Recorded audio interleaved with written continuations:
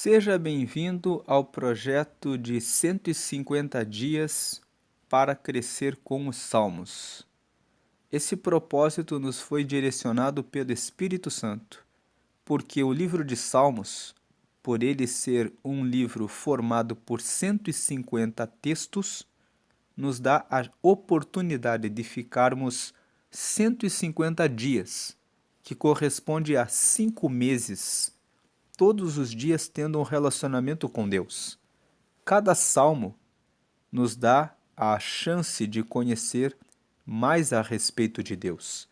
Então, quando colocamos um projeto de ler 150 dias para crescer com os salmos, realizando a leitura de um salmo por dia, nós vamos aprofundando a nossa intimidade com Deus. O livro de Salmos é um livro que começa dizendo que bem-aventurado é a pessoa que não anda no conselho dos ímpios, ela não para no caminho dos pecadores e não fica sentada na roda dos escarnecedores. Mas, ao contrário disso, ela gasta o seu tempo meditando na lei do Senhor e faz isso dia e noite para colocar em prática na sua vida, porque fazendo isso, essa pessoa vai prosperar e vai ser como uma árvore que está plantada junto ao ribeiro de águas, que nunca seca, mas sempre está bem irrigada e produz o seu fruto na estação própria e as suas folhas nunca secam. Esse rio de correntes nos fala a respeito de Jesus. Quando nós lemos a palavra de Deus, esse rio de águas que correm são justamente as palavras de Deus que vão correndo dentro do nosso coração e vão nos fazendo ser como uma árvore que dá o seu fruto no tempo certo e que nunca secam as suas folhas, ou seja, ela nunca perde a esperança. O Salmo de número 1, que abre o livro dos Salmos, fala isso. Então nós já vemos que o livro de Salmos começa trazendo conselho fundamental para o relacionamento com Deus. Leia a Bíblia sempre. Medite nela para colocá-la em prática na sua vida. E fuja do caminho dos ímpios, não pare no caminho dos pecadores, não se sente na roda com os escarnecedores, porque fazendo assim, você vai ser como essa árvore que produz o seu fruto no tempo próprio e que tem as folhas que nunca secam. E o livro de Salmos termina dizendo louvai ao Senhor. O Salmo 150 fala louvai ao Senhor, louvai ao Senhor, louvai ao Senhor com os instrumentos musicais, louvai todos os povos, louvai ao Senhor. Porque entre o Salmo primeiro, que fala que a recomendação é ler para ser como uma árvore frutífera e que dá cujas folhas não secam, até chegar no Salmo 150, você vai louvar a Deus, você vai aprender como seguir a sua vida. E você vai chegar lá, no Salmo 150, louvando a Deus.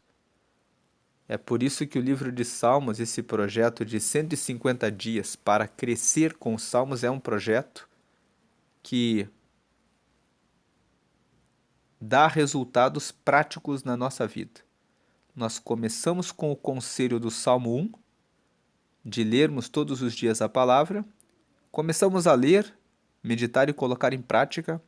Quando chegamos no dia 150, vamos ler o Salmo 150, nós vamos dizer, eu vou louvar a Deus porque eu aprendi muitas coisas ao longo de cada salmo que eu li.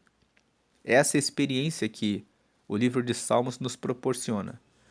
E o livro de Salmos, ele é formado por textos que foram escritos por vários autores de várias épocas diferentes. Ele não está em ordem cronológica. E por isso que o livro de Salmos não tem capítulos. Você está vendo na tela Salmos capítulo 65, mas a realidade é que o Salmo 65 é independente. Ele não tem uma relação com o anterior e nem com o posterior. Essa Bíblia está usando essa palavra capítulo aqui porque ela é uma Bíblia digital para facilitar o entendimento. Mas o correto é dizermos salmo no singular, porque estamos falando só desse salmo, Salmo 65, ou Salmo de número 65, que é a posição que esse salmo está. E o Salmo 65, ele é um salmo de louvor.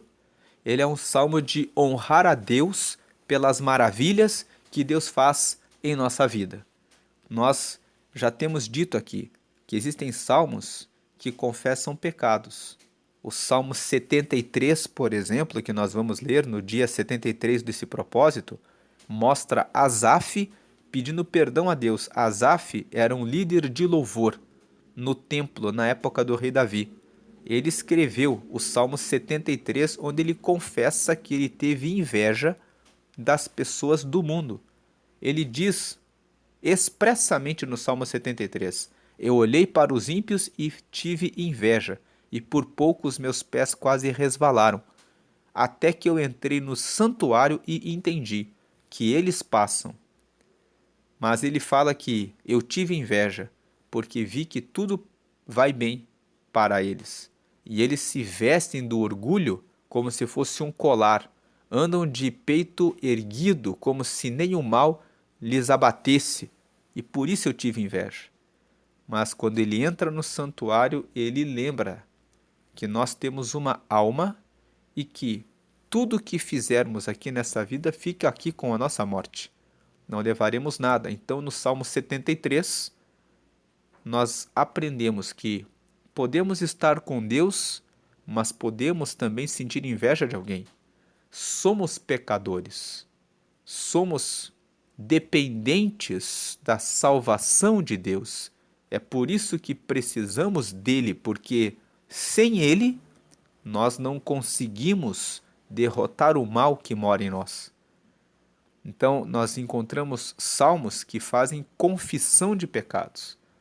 Mas o Salmo 65, ele é um salmo de louvor. Existem salmos de abatimento, como o 42.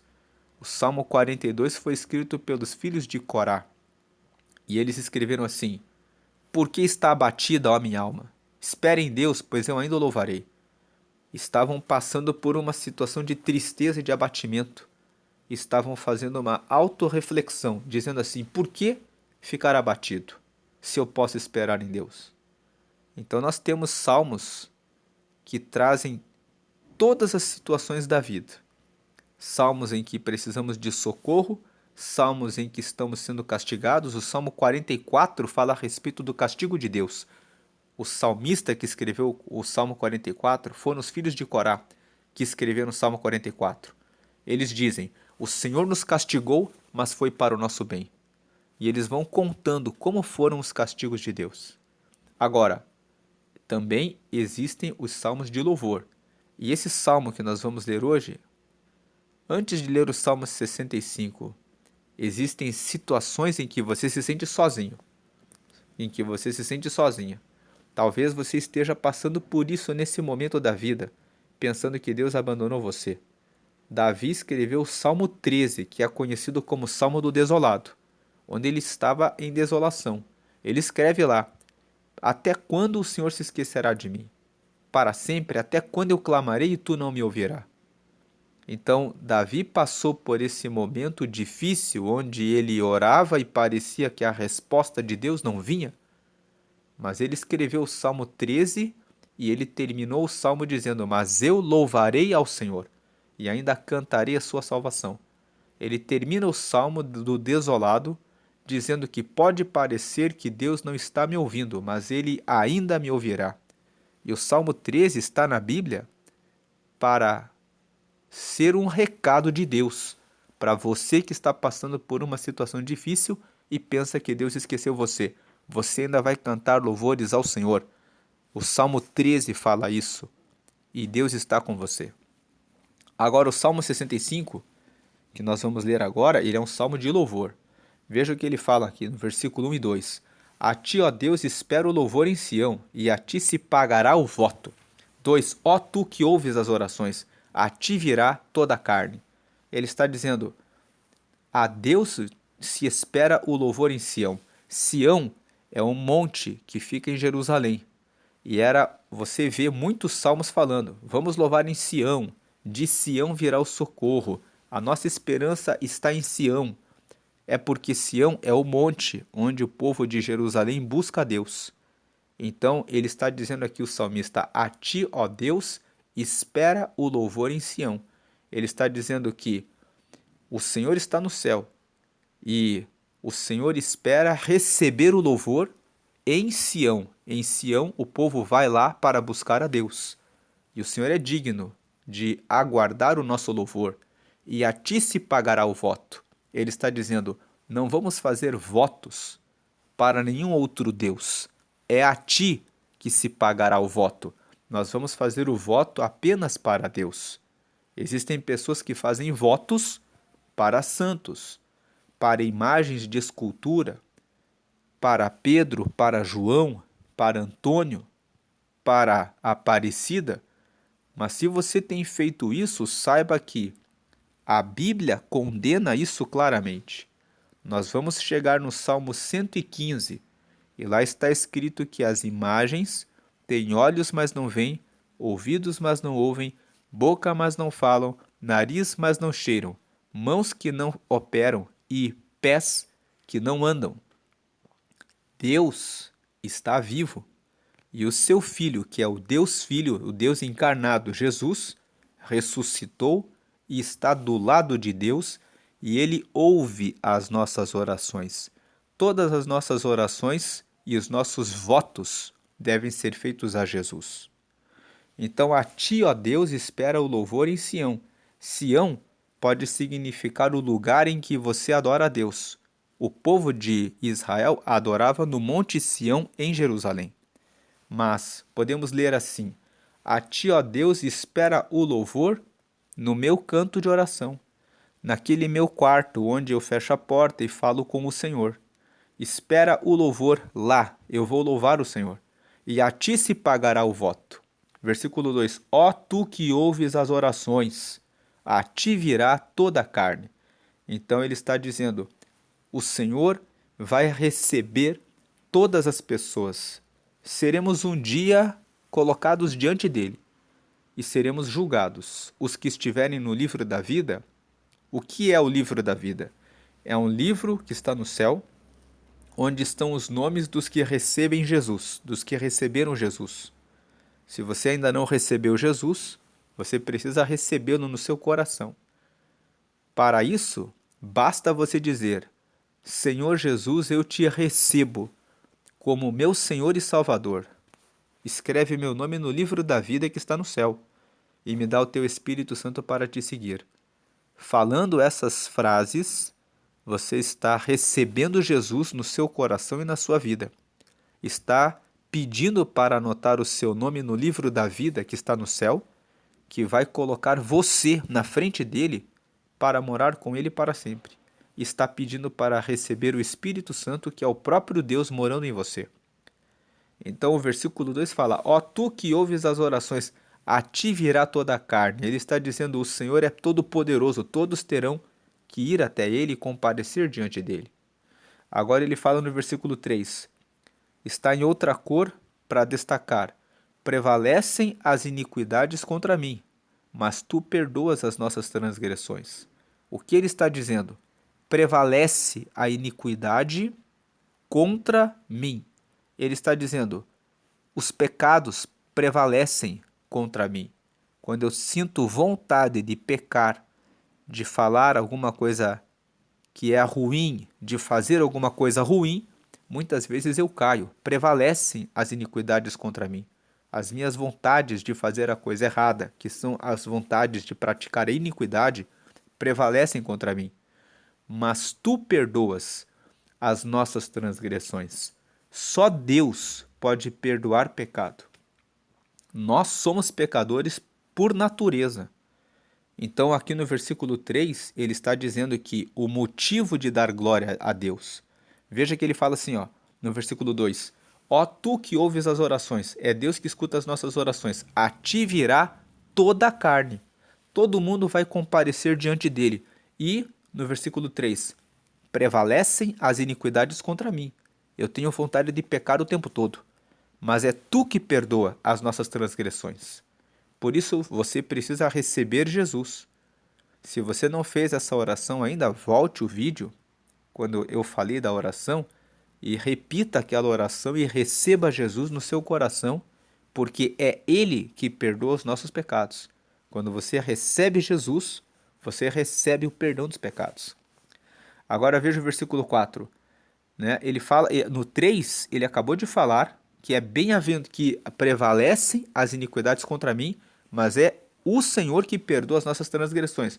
Veja o 4. Bem-aventurado significa feliz. Feliz é aquele a quem tu escolhes e fazes chegar a ti, para que habite em teus átrios. Nós seremos satisfeitos da bondade da tua casa e do teu santo templo.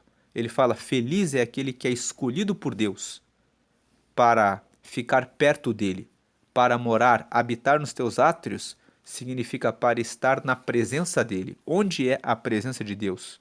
Na maioria das vezes é em uma igreja, em um santuário, em um templo, mas pode ser na sua célula, naquela reunião que você faz com os irmãos da sua igreja. Ali é um átrio do Senhor, é um lugar reservado para Deus.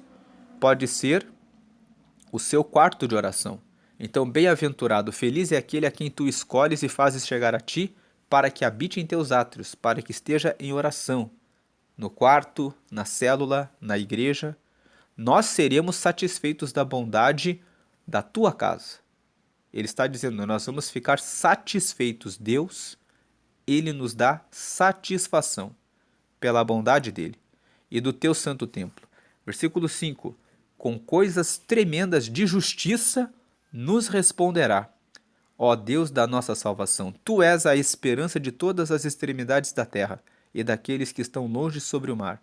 Veja, ele está dizendo que Deus ele é a esperança de todo mundo. 6. O que pela sua força consolida os montes, cingido de fortaleza. Deus ele tem toda a força. E 7. O que aplaca o ruído dos mares, o ruído das suas ondas e o tumulto das nações. Ele tem o poder de aplacar, de acalmar o barulho dos mares. Ele tem todo o poder, enfim. E por último, versículo 8 até o 13, ele fala que os que habitam nos confins da terra temem os teus sinais. Tu fazes alegres as saídas da manhã e da tarde. 9. Tu visitas a terra e a refrescas. Tu a enriqueces grandemente com o rio de Deus, que está cheio de água. Tu lhe dás o trigo quando assim a tens preparada. 10. Tu enches de água os seus sulcos, regulando a sua altura. Tu a amoleces com a muita chuva, tu abençoas as suas novidades. 11. Tu coroas o ano da tua bondade, e as tuas veredas destilam gordura. Ou seja, os caminhos de Deus trazem o bem. Destilar gordura é uma figura de linguagem que fala que você vai ter uma vida alegre. Quando nós comemos uma carne, muitos dizem a melhor parte é a gordura dela. E é nessa comparação que ele está dizendo no versículo 11. Tu coroas o ano da tua bondade. Deus escolhe o ano em que ele vai derramar bênçãos. E as tuas veredas, ou seja, os teus caminhos, destilam gordura. Ou seja, os caminhos de Deus são caminhos que são deliciosos, caminhos bons. 12. Destilam sobre os pastos do deserto, e os outeiros cingem-se de alegria. Ele fala, Deus derrama a alegria dele sobre os pastos do deserto, ou seja, você pode estar passando situações difíceis no deserto, mas Deus vai fazer chegar a alegria lá. E os outeiros são colinas, pequenas montanhas. As pequenas montanhas cingem-se de alegria, ou seja, se vestem de alegria. Deus vai derramar a alegria do céu para cair nas pequenas montanhas até chegar até você. Versículo 13: os campos cobrem-se de rebanhos. Essa figura, os campos cobrem-se de rebanhos, fala de fartura. Deus vai dar prosperidade. E os vales vestem-se de trigo. Imagine, nos vales vai haver trigo. Mais uma figura de prosperidade. Por isso, eles se regozijam. Regozijar significa regozar, ter alegria, ter gozo de volta. Então, se você está passando por uma situação difícil, você vai ter regozijo, vai gozar de volta, vai ter alegria de volta e cantará. Esse é o texto do Salmo 65, que, como nós vimos, fala a respeito de um tempo de louvor a Deus. Ele fala: a ti, ó Deus, espero o louvor em Sião. É tu que ouve as orações. Nós estamos com iniquidades contra nós, mas é o Senhor que nos perdoa. O Senhor faz coisas tremendas e nos faz habitar no seu templo. Versículo 6, consolida sua força, porque tem toda a força, e consegue controlar o barulho dos mares. E o Senhor vai alcançar a todos e vai nos visitar, vai nos dar refrigério, vai nos refrescar, vai encher a nossa vida de água, vai derramar a sua bondade, vai derramar a bondade sobre os pastos do deserto e vai nos trazer a alegria que vem pelas pequenas montanhas até chegar até nós. Ele vai fazer cair. As pequenas montanhas, elas têm forma de um escorregador. Então vai cair do céu e vai escorregar até chegar até nós. E quando essas bênçãos escorregarem do céu para nós, pelas montanhas, os campos vão estar cobertos de rebanhos e os vales de trigo, e nós vamos cantar e nos alegrar no Senhor. É um tempo de alegria, um tempo de restauração, um tempo de renovação, um tempo de no deserto existir água, um tempo de terra seca ter pastos e ter rebanhos e ter trigo, mesmo nas situações de escassez e de dificuldade. É isso que o Salmo 65 nos traz. As bênçãos do Senhor e o louvor a Deus, pelas suas promessas e por aquilo que Ele está fazendo para você chegar até esse ponto de prosperidade para louvar o nome dEle. E nos seus pecados, é Ele que perdoa e limpa e purifica, para que você tenha vida eterna. Se você não aceitou a Jesus, volte no vídeo naquela hora que eu falei sobre isso, faça a oração e ande com Ele. Essa é a lição do Salmo 65 para a nossa vida prática. Deus, Ele tem todo o poder, as imagens não podem fazer nada. É só a Ele que pagamos o voto, é só a Ele que adoramos, é só Ele que perdoa os pecados, e é Ele que derrama a sua riqueza e a sua bondade sobre os nossos campos, sobre os nossos vales, e nos satisfaz com a alegria nessa terra e a vida eterna depois da nossa morte. Deus abençoe a sua vida hoje e sempre. A graça e paz de Cristo. Amém.